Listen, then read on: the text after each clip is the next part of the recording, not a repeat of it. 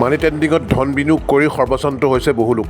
এইবাৰ ঘটনাস্থান গোৱালপাৰা জিলাৰ নৱাগত শিমলুটোলা অঞ্চলটোৰ বহুতৰে পৰা অধিক মুনাফা দিয়াৰ প্ৰলোভনেৰে প্ৰায় কোটি কোটি টকা লুণ্ঠন কৰি পলাতক এগৰাকী ট্ৰেডাৰ আফজাল হক।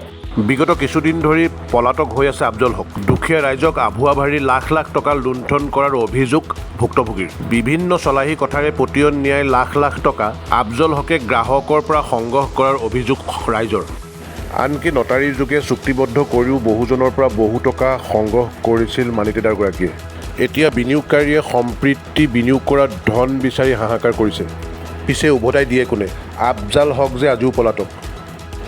গতিকে অভিযুক্ত আফজালক আটক কৰি ধন ঘূৰাই দিয়াৰ দিহা কৰিবলৈ বিনিয়োগকাৰীসকলে সজোৰ দাবী জনাইছে অসম আৰক্ষী প্ৰশাসনক।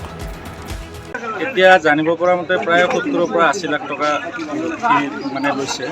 পিছত এতিয়া গোপনীয়ভাৱে আৰু কিছুমান মানুহ হয়তো অহা নাই, ওলাই অহা নাই, হয়তো মেক্সিমাম ধৰক ১ কোটিৰ ওপৰতে হয়।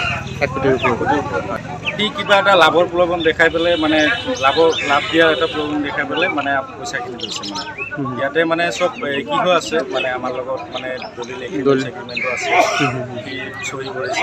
এই ল'ৰাটো কোন হয়? এইটো আফজলৰ হক, দেউতাৰ নাম জাকিৰ হোসেন। আচ্ছা। গোৱালপাৰা জিলাৰ অন্তৰ্গত শিমলুটোলা বজাৰত এটা গেলামাল দোকান কৰে। এইটো একচুৱেলি এইটো যিটো মানি ট্ৰেডিং যিটো চলি আছে অল আছামত, মানি ট্ৰেডিঙৰ এইটো কিহৰে এইটো সিহঁতৰে এটা মই ভাবোঁ ইহঁতৰে এটা এজেণ্ট হয়। সিহঁতৰে মানে এজেণ্ট ইহঁতে এনেকুৱা এজেণ্ট হয়তো আৰু অল আছামতো ওলাইয়ে আছে। এই এনেকুৱা ধৰণৰ হয়তো মানে পইচাবিলাক সংগ্ৰহ কৰি আছে। সংগ্ৰহ কৰি ইহঁতে মানে এতিয়া আজি মোটামুটি ৫ মাহৰ পৰা সিয়ে নিৰন্তক হৈ আছে। আমি তাক বিচাৰি পোৱা নাই। আপোনালোকৰ পইচাখিনি এতিয়ালৈকে আমি ১ টকা পোৱা নাই। পইচাখিনি অতি শীঘ্ৰে আমি আছাম মানে পুলিচক মই অতি মানে কি দাবী জনাইছোঁ, আমি অতি শীঘ্ৰে ইয়াক গ্ৰেপ্তাৰ কৰিব লাগে আৰু গ্ৰেপ্তাৰ কৰি আমাৰ পইচাখিনি ৰিফাণ্ড কৰাৰ ব্যৱস্থা কৰিব লাগে।